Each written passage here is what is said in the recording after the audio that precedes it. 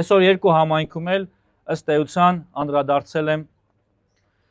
Լոռու մարզում մեր հիմնական ընդդիմախոսներից մեկի կամ նրա քաղաքական թիմի մտքի գոհարներին մի այդպիսի արտահայտություն էլ նոր մեքենայում գալու ընթացքում լսեցի, այսինքն բառացի լսել եմ, որ այդ արտահայտությունը հնչել է տվյալ մարդու շուրթերից։ Հիմա կխնդրեմ օպերատորին տեսախցիկը պահեք այն գեղեցիկ դպրոցի վրա։ Ամբողջությամբ տեսանելի չի, ենթադրում եմ սա միայն մարզադահլիճն է այստեղից երևում, բայց դպրոցը վերանորոգված է ամեն դեպքում։ Սա շատ կարևոր է եւ սիրելի քաղաքացիներ, մեզ համար կրթությունը Հայաստանում համար մեկ անելիքն է։ Մենք պիտի ամեն ինչ անենք, որ մեր երեխաները ստանան որակյալ կրթություն, պատշաճ կրթություն եւ դառնան գիտակից քաղաքացիներ, լավ մասնագետներ ու հզորացնեն մեր պետությունը։ Հիմա ինչ ասել պարոն Կարապետյանը, Սամվել Կարապետյանը։ Ուրեմն նրա հերթական մտքի գոհարներով եմ կիսվում ձեզ հետ։ Ասում եմ, որ ուղեղ ունենային դպրոց չէին սարքի, ասֆալտ չէին անի։ Ուղեղ չունեն, դրա համար դպրոց են սարքում, ասֆալտ են անում։ Բայց իհարկե ուղեղ որ ունենայինք,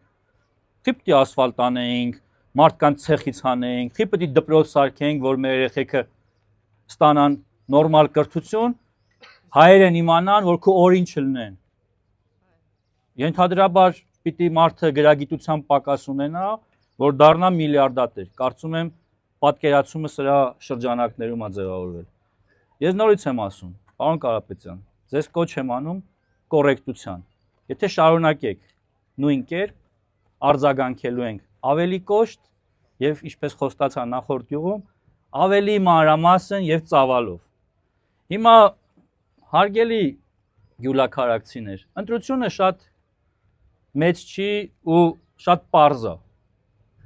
Իհարկե, ես չեմ հավակնում ասել, որ քաղաքացիական պայմանագիր կուսակցությունը անթերի է եւ մենք թերություններ չունենք։ Ոչ, դուք եք որոշելու, մեզ ընտրեք թե չընտրեք։ Բայց նաեւ ձեզ այսօր հնարավորությունը ընձեռված կշռադատել եւ ըստ այդն որոշում ընդունել։ Հիմա մենք ձեր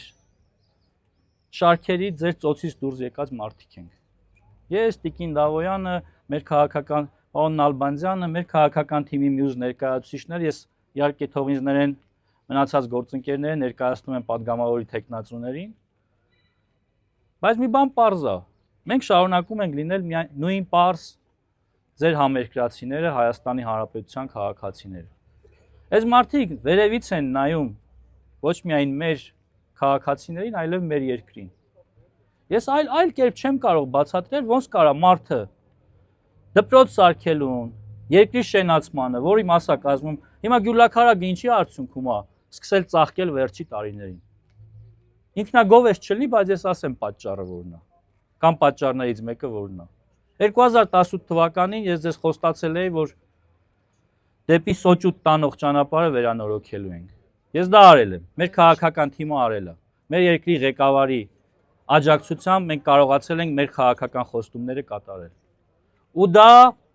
տնտեսական հսկայական էֆեկտ է բերել ձեր համայնքի զարգացմանը։ Այսօր գյուլաքարակը դարձել է տարածաշրջանի զբոսաշրջության կենտրոնը։ Հիմա այս մարդիկ, հա, ասֆալտ չպետք է անենք, որ ասֆալտ չանենք, ո՞նց է գնալու Սոճուտում խաշուտ էիք, կարանք իմանանք։ Այդ մեր ասֆալտ արած ասֆալտի վրով չեք գնում։ Իխեք այդ գլուխները թավակեք, հա մի հատ։ Ձեզ կարգավոր եք։ Նորից եմ ասում, հակառակ պարագայում մեր ամբողջ քարոզարշավը դառնալու է